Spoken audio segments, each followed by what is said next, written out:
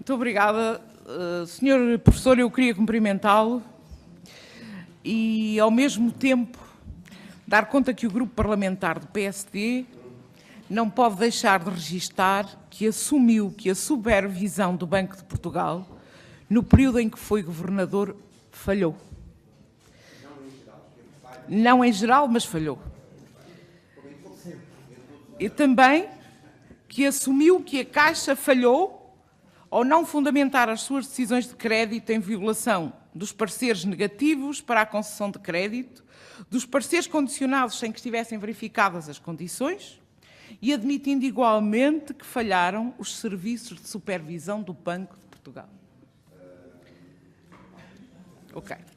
Vamos então, Sr. Governador, se não se importa, vamos ainda falar mais uma vez de garantias e eu queria colocar-lhe esta questão. Ainda voltando ao regulamento, à informação de serviço, que refere a necessidade de garantias reais e de garantias pessoais, as reais no sentido de garantirem 120% do valor do crédito, incluindo capital, juros e comissões e despesas, e depois as garantias pessoais, e, de imediato, o ponto 12 deste regulamento, desta ordem de serviço, 2003, portanto, a 13 de 2003, e que foi mantida também na que lhe seguiu, que prevê exatamente que o Conselho de Crédito e Risco e ao Conselho Alargado de Crédito e Riscos compete autorizar operações de prazo superior a 18 meses sem a constituição de garantias. E eu pergunto-lhe, Sr. Presidente, isto é ou não, ou terá sido a razão de ser de grandes desmandos da companhia, no âmbito da Caixa Geral de Depósitos e do crédito concedido? Não necessariamente neste sentido.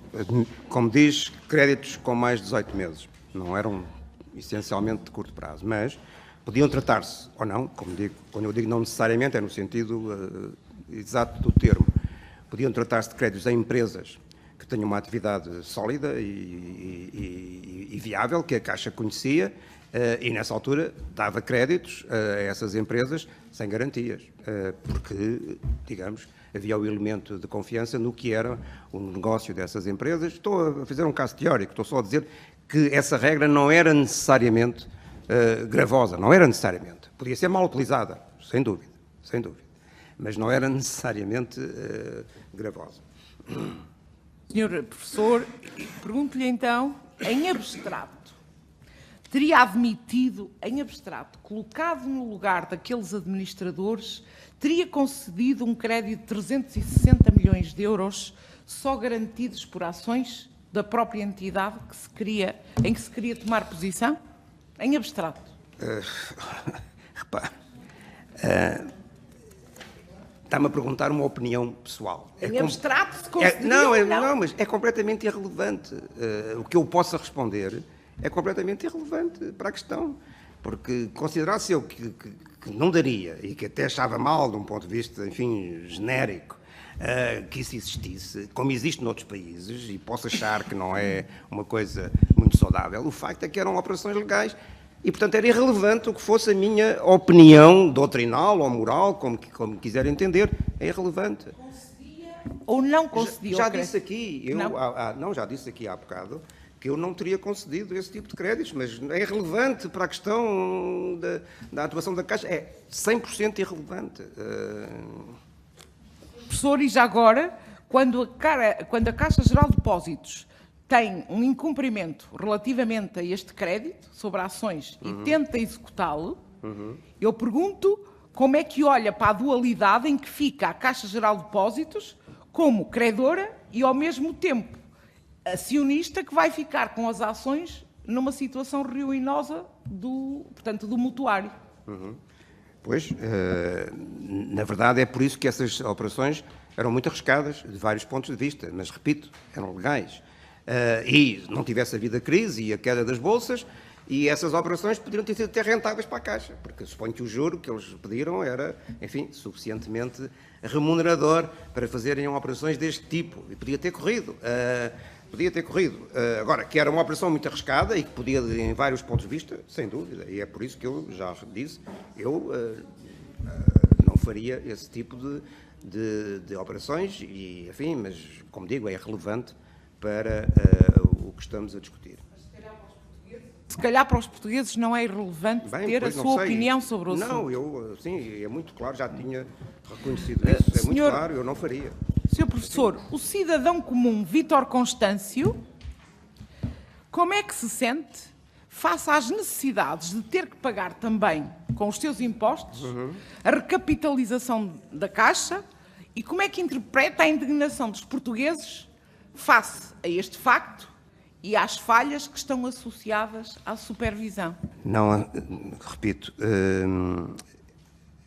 esses resultados e essas perdas e essas necessidades de recapitalização não são exclusivamente resultado de certas operações arriscadas de que se pode, digamos, considerar controversas. É irrelevante do ponto de vista do supervisor, porque eram legais, mas não resultaram só disso, porque muitos outros bancos que não fizeram essas operações, por exemplo, tiveram também perdas enormes no contexto da crise e também tiveram que ser recapitalizados pelos respectivos acionistas. E em muitos casos europeus houve recapitalizações feitas logo em 2008, 2009, pelo setor público, pelos Estados de vários países. Tudo isso aconteceu.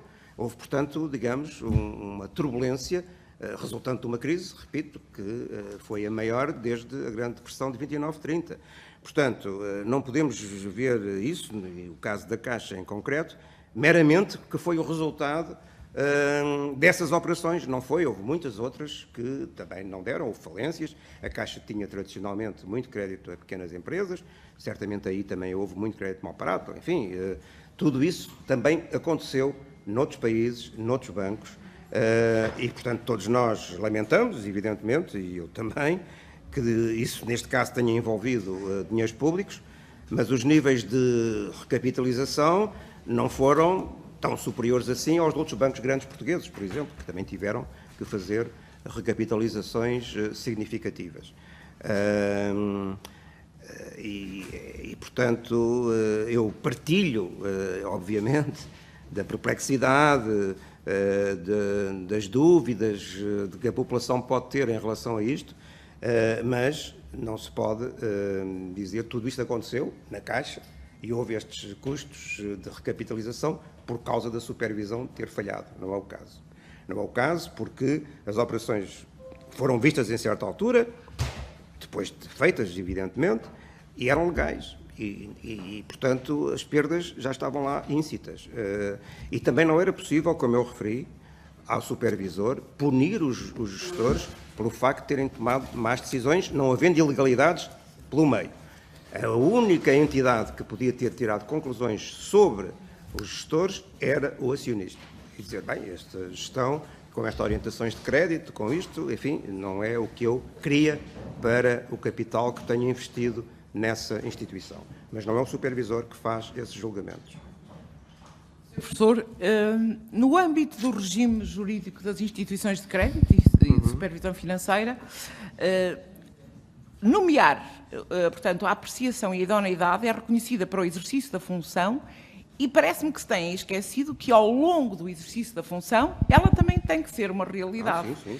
E eu pergunto se portanto, a atuação dos administradores da Caixa em violação dos regulamentos de crédito, em violação dos pareceres da Comissão de Risco de Crédito, em violação da Comissão Alargada de Crédito, na extensão de prazos de pagamento de créditos vencidos e sem renegociação dos mesmos, na utilização de novos financiamentos para liquidar outros incumprimentos, a minha pergunta é, isto não era matéria adequada para, mesmo no exercício do mandato, ser retirada a idoneidade aos administradores? Enfim, não sou jurista, é difícil dar uma resposta sólida a isso. Arrisco, no entanto, a dizer que não, visto que o facto de não existirem lá os fundamentos, ou não terem explicitado as razões, não retira o facto de que o Conselho de Administração tinha a competência para não seguir a opinião da Comitê de Risco. E isso é o aspecto essencial da decisão de crédito que foi tomada. E é por isso que eu digo que o supervisor não tem competência para punir os gestores dos bancos públicos ou privados pelo facto de terem tomado decisões erradas de gestão que deram origem a perdas. Não é motivo suficiente para punir os gestores. desde que não haja, como eu repito, ilegalidades no contexto dessas operações. Não é motivo suficiente. O que deveria ter existido era a identificação de não estar lá a justificação e ter exigido que a justificação fosse acrescentada. Isso sim, mas não é o tipo de punição, digamos, a que se referiu na sua pergunta. O professor ainda respondeu no âmbito das perguntas que lhe foram colocadas, respondeu por escrito que a supervisão não competia, que apenas competia legalmente tirar as consequências de decisões eventualmente comercial erradas. Sim. Eu pergunto-lhe, face a tudo aquilo que hoje é conhecido, que conclusões era capaz de tirar? Que consequências? Não, a supervisão em nenhum país tem esse poder de contrariar ou reverter operações de crédito que são legitimamente tomadas. Não tem esse poder em nenhum país. E, portanto, nesse sentido, não tiro nenhuma ilação sobre a necessidade de mudar o quadro legal da supervisão. O quadro da supervisão pode ser reforçado, por exemplo, se houvesse a concessão à supervisão de alguns poderes de investigação de tipo policial, que não existe. Eu admito que juridicamente é controverso e muitos juristas seriam contra isso, mas o facto é que isso não existe, também não existe nos outros países, portanto, mas estou a dizer que limita, porque a maior parte da supervisão é feita sob reporte dos bancos. Portanto, pede-se a informação e os bancos reportam. É claro que os inspectores depois, por amostragem, vão lá ver se o registro está bem feito e descobrem em muitos casos que está mal feito, etc. Isso é verdade, mas, basicamente, e dado, digamos, a existência de tantas instituições e de tantas operações, é evidente que isto pode dar origem a falhas de não detecção de casos de mau registro, de não respeitar exatamente os documentos internos que dizem respeito à gestão do risco, etc.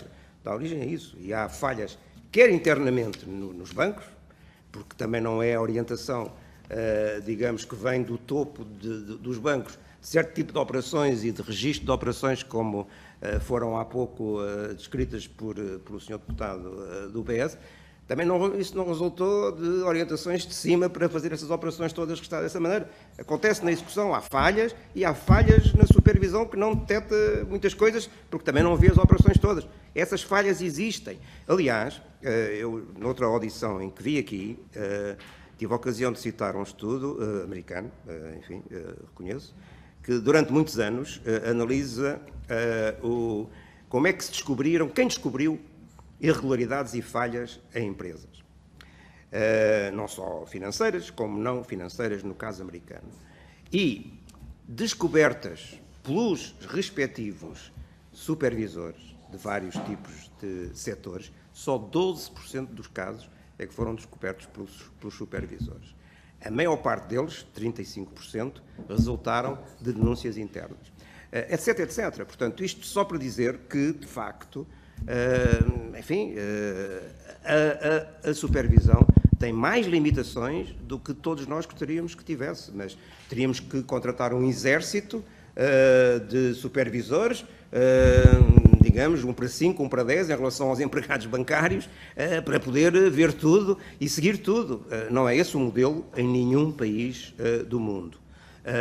E, de facto, a maior parte da supervisão é feita na base do reporte dos bancos, é feita também na confiança dos auditores internos e dos auditores externos que os bancos têm. É por isso que há auditores externos, que lhes foram dados, aliás, poderes de definição das provisões desde o regulamento de 2003 no contexto europeu, etc. Portanto, eles fazem parte do sistema de supervisão que a sociedade montou. E é bom termos todos consciência do que são as limitações de todo esse sistema e das falhas a que pode dar origem. Portanto, enfim. Sr. Governador, peço desculpa, Sr. Professor, não sei se tem a noção, mas a delegação de competências da supervisão no seu vice-governador não os desresponsabiliza em momento nenhum. Não o desresponsabiliza, atenção, em termos legais mesmo. E mais, os trabalhadores do Banco de Portugal, ao atuarem no interesse e por conta do Banco de Portugal, os trabalhadores da supervisão, estão a atuar numa relação de comitente-comissário. E essa responsabilidade goza de uma presunção de culpa, que pode ser afastada, mas que não deixa de ser o Banco de Portugal a afastar a sua culpa. E, portanto, este relatório é um facto novo neste processo e, portanto, não é por acaso que o Ministério Público exigiu conhecê-lo. E eu queria alertá-lo para a sua responsabilidade, mesmo fora já do Governo do Banco de Portugal, para ela. Mas queria-lhe só colocar uma última questão. Sra. Deputada. Só colocar-lhe esta última questão, que é assim, nos termos do artigo 30, número 6, a avaliação do Banco de Portugal sobre a idoneidade ainda dos administradores deve conter as informações prestadas pela própria pessoa avaliada, pela instituição de crédito que há de recebê-la e, sempre que conveniente, com a entrevista pessoal do interessado. Eu só queria deixar-lhe a pergunta que tipo de informações prestou sobre si o candidato a administrador Armando Vara? Muito obrigado. Muito obrigado. Não sei, porque as entrevistas não eram conduzidas por mim, como é evidente, em nenhum caso. Não sei o que é que ele terá dito. Tudo isso faz parte do processo interno organizado para a decisão sobre a idoneidade, da qual resultou, dos juristas do banco, uma proposta para o Conselho decidir. Muito obrigado.